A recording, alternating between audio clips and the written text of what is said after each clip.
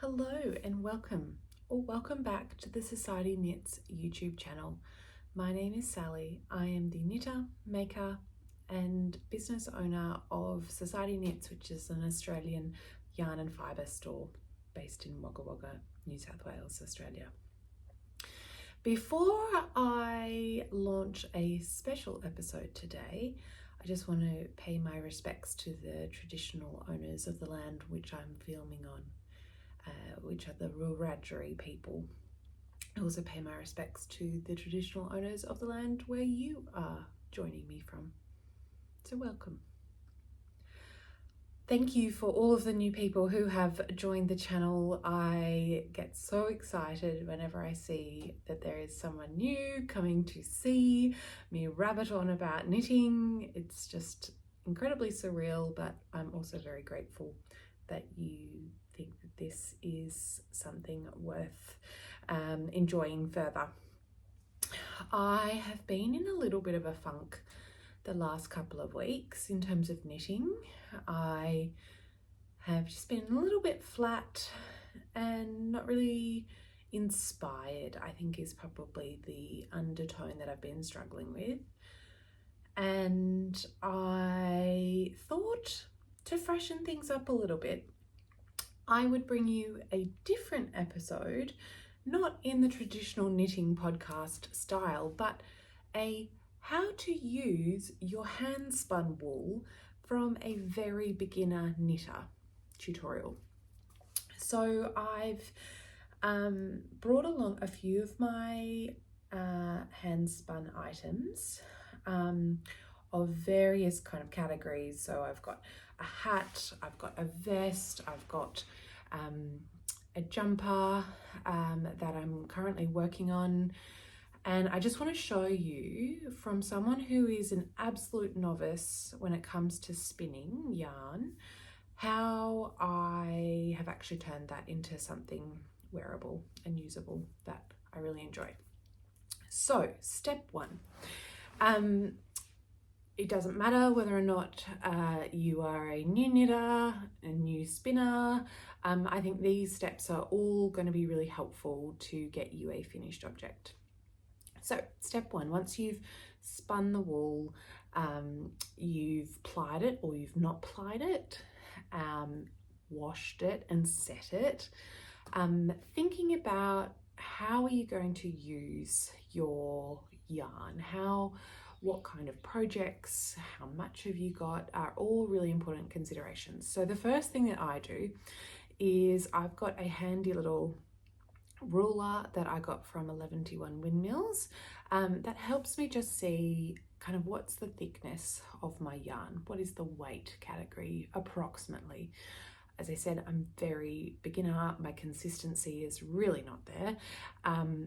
But at the moment I'm averaging about a DK weight. Some bits are thinner, some bits are thicker, but I would say on average about a DK weight. This is going to be a completely independent thing for you. So try to figure out either using a specialized yarn weight kind of measuring tool, or you can use a simple ruler and the wraps per inch method. What that involves is getting just a simple ruler with inches on it and wrapping the yarn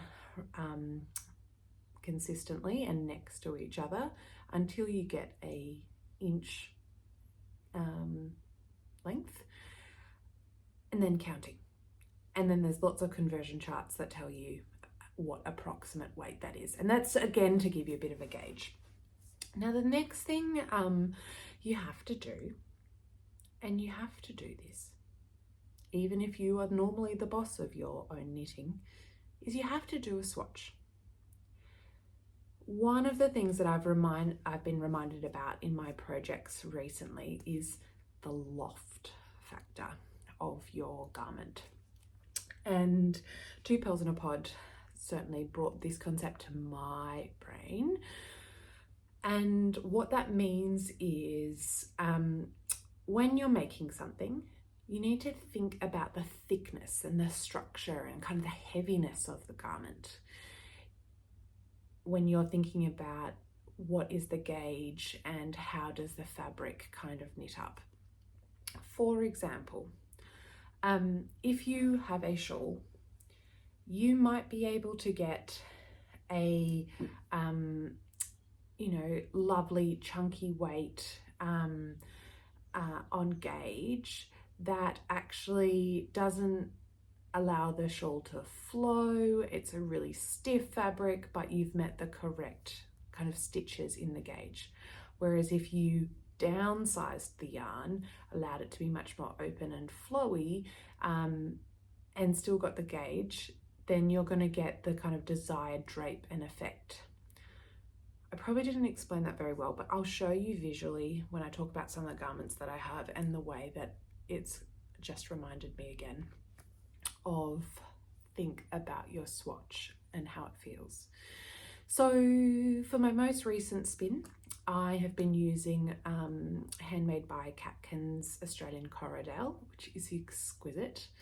I ordered a sweater quantity because that was my goal, to make a sweater project. And unfortunately she didn't have enough in the Poseidon colorway, which is just like a variegated blue. So I got some extra Pluto colorways and mixed them all together. The colors might be around the other way, but nonetheless, I've got two colors that I've mixed together and kind of blended a little bit to get a bit of a blurred effect. When I was spinning this yarn, my goal was to create the Jiellah cardigan by Sanna and Co. And I've spoken about this in my last episode if you want to go and see how much progress I made then. I got gauge. I loved the pattern. I knitted the entire body, half a sleeve and then the other sleeve, and I was not loving it. I was super happy with the spinning, even though it wasn't very consistent, but I was happy with that. I was super happy with the creation of the pattern and how it was worded and the construction, all really good. But together, these didn't match. And the reason was, even though my yarn weight was approximately a DK or an 8-ply-ish weight, and the pattern was written for an 8-ply-ish weight, or DK weight, the original pattern used a fingering weight and a mohair to create a DK weight. Because and that creates a lot lighter, loftier fabric. So it's going to be a little bit more see-through. It's going to be a little bit more flowy. And I can now see, whilst I'm down in the rabbit hole of this other pattern, that's what I should have been going for, not a big, thick, yes, meeting gauge cardigan. I did save the essentially large swatch, which is now the project that I'm frogging, just to show you how beautiful it is. So you can see it's really taken advantage of texture. This is a great pattern for hand spun because you've got alternating texture. You get a little bit of structure with the kind of the stepped nature of the syncopated shaker stitch. And as I said, I loved both things individually, but this was not the pattern and yarn combination together. So then I decided to re-swatch and have a little bit more of a play and think about how do I want this fabric to feel? And so I went from a 2.75 needle doing half fisherman's rib, which was a little bit hard on the hands. I went all the way up to a 5mm needle, and in 3 days have made this beauty. Like, oh, it is just joy on a needle set. Like, so what I've done is I have improved the loft factor and the flexibility of the fabric, but still using a really plain and simple pattern to showcase the yarn. Now this pattern is, this will be the step-by-step cardigan by Handmade by Florence, which is a pay what you can kind of pattern. And it's just a really simple, very basic, beginner-friendly cardigan pattern that I thought, on a nice big gauge, that I thought would make my yarn really sing. And I have not been disappointed. This is the perfect thing. Because I have a really long torso, I'm going to be knitting a little bit more in the round. I put a steek section so I don't have to do any purling because that's rude. And so I'll steek this at the end and I'll make it a little bit longer than the pattern requires, but you can just see that the yarn fabric is lovely and drapey. The colors are now singing. I am embracing the texture of the hand spun yarn with sort of your thin and thick bits, and highlighting that rather than hiding it with a really dense fabric in the ribbed things, so no regrets. I thought I would also show or step you through how I go about finding a pattern, or at least some pattern inspiration for a hand spun yarn use. Now, what I typically do is I open up Ravelry. I now know I usually weigh my yarn as well, and if I'm feeling really clever, I will weigh out 1 gram with my tiny kitchen scales. I'll then measure that, and that will give me an approximate meterage. So I know roughly how much I'm kind of going to be working with.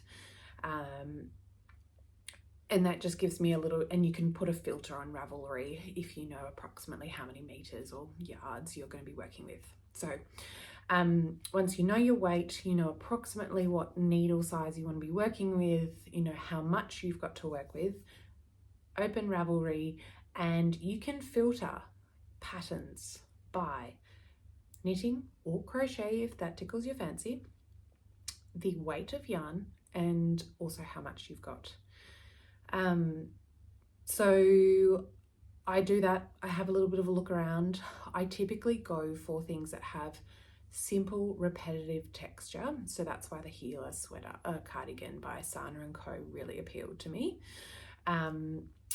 Or I go with a just beautiful classic design that is going to really just celebrate the yarn and all of the texture that my yarn will probably bring to it. So that's my general approach.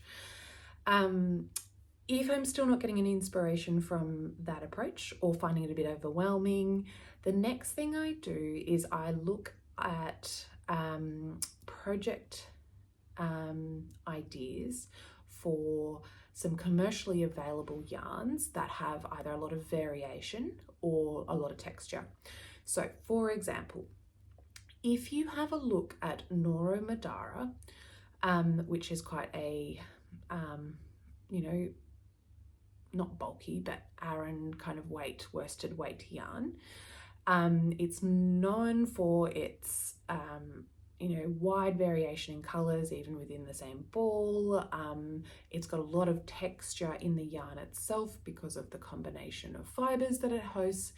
And I think it is a really good one to draw inspiration for your hand spun, particularly if you've done a spin a little bit like what I've done with the really variegated, muddled colors. And I guess that's why the step-by-step cardigan by Handmade by Florence really appealed to me, because that's the yarn she used, and I could see how it highlighted all of the sort of special bits about the yarn. So look at some commercially available ones. Nora Madara is a good starting point. When you go into people's projects in those inspiration little pockets, you can also see how much they've used. So again, that gives you a bit of an idea of either, you know, meterage or yardage, and then also grams. The other one to look at is the spin cycle yarns. Again, they've got lots of variation, lots of people color manage them. So if you've got a really busy yarn that you've spun and you want to do some spit splicing and manage the colors too, then that's fantastic. And you can see why lots of hand spinners will then get inspired to make things by Andrea Mowry, because she really takes advantage of all of those intricacies in the spin cycle yarns as well. So those would be two places I would start if you want to see how the yarn might look and how it kind of gets worked in. So I've run you through the steps of how I go about finding a pattern. How about I take a little load off for you and give you a handful of Australian patterns that I have used my hand spinning in, and might also be able to show you how you can celebrate it a little bit.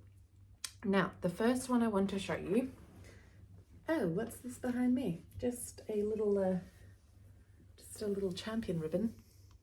I'm a very, very novice amateur hand spinner, so the fact that I won a champion ribbon is quite bizarre. But let me find, oh, it's jumped away. The champion winning hand spun garment from the Wagga show from last year.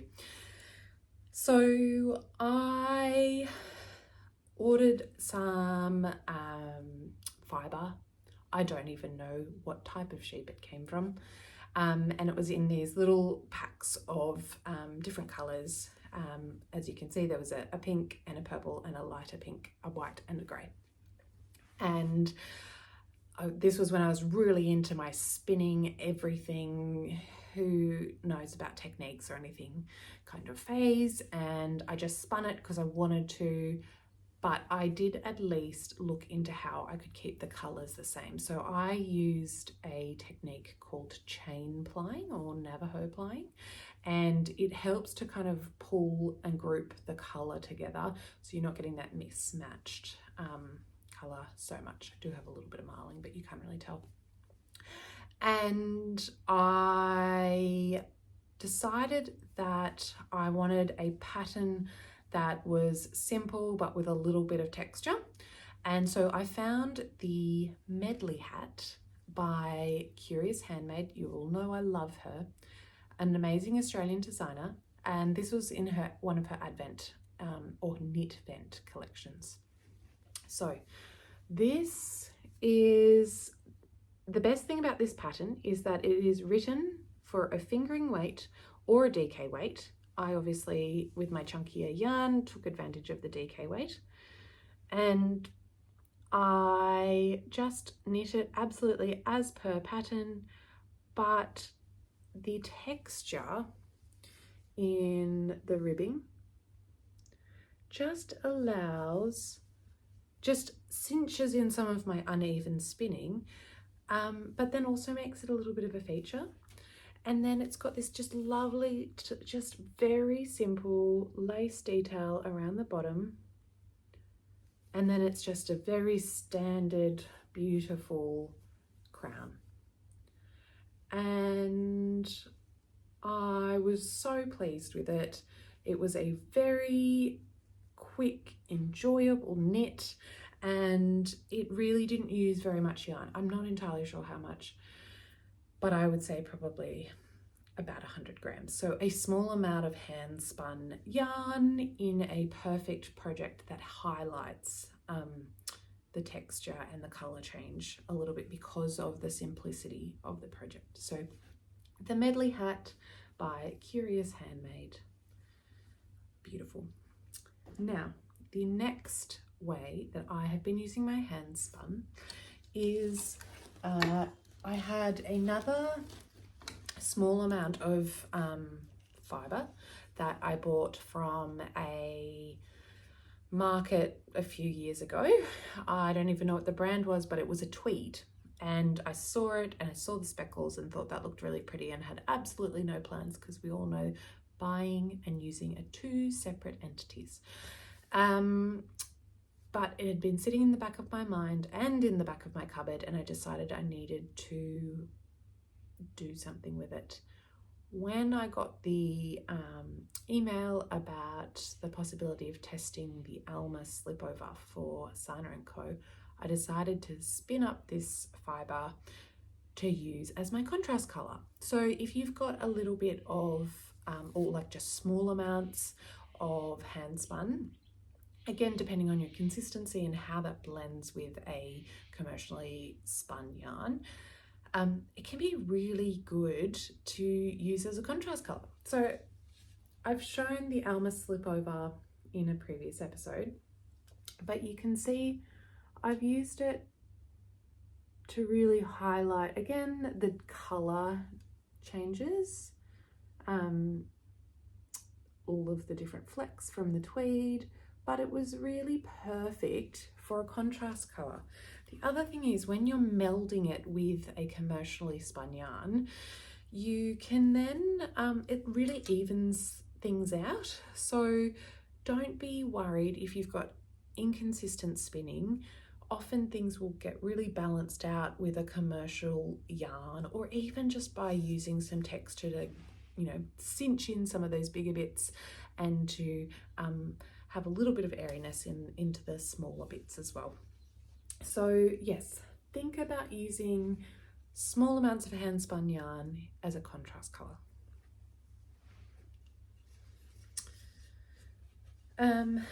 Now, as I mentioned, love the Jiellah cardigan. I think that would be a great one if you were a lighter spinner, or depending on how you spin your wool, embracing different techniques for light and loft. I think that would be a beautiful one to add to your repertoire. The other options are looking at ones that kind of, again, celebrate the simplicity of the actual garment's design and highlighting the texture. The final pattern that I want to share with you as some inspiration, and I haven't made this, but it's in my library and therefore probably in my queue, is again for a small amount of a handspun quantity of yarn. It is the Melt Cowl by Dear Prue. Prue is an Australian knitwear designer, and affectionately calls herself a knitrepreneur as well, and is a wonderful knitting tutorial teacher. She released the Melt Cowl, I think, this year, and I think it would be a beautiful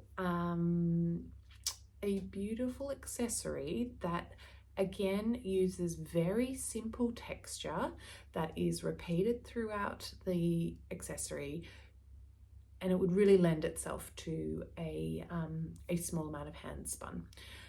You could very much modify kind of the depth of the cowl as well, depending on how much you had, and it would really work with either a completely, monotone color scheme. So if you were using, raw fleece even, or undyed fleece versus a hand-dyed or colored fleece, I think any of those options would work really well, because the beautiful little texture will let all of those sing. So that is my inspiration for you. As someone who's been needing some inspiration for the last few weeks, I would love to know what your favorite patterns are to use with your hand spun yarn, because I don't think the spinning bug is leaving me anytime soon, and I've got lots of fibre still in the cupboard that I will need plans for. So thank you for watching. I really enjoy nattering on about knitting, and I'm just grateful that people enjoy it too. So if you liked this episode, give it a like, drop me a comment on your favourite hand-spun knitting projects, and I would be delighted if you'd subscribe. Until next time, happy knitting. Bye.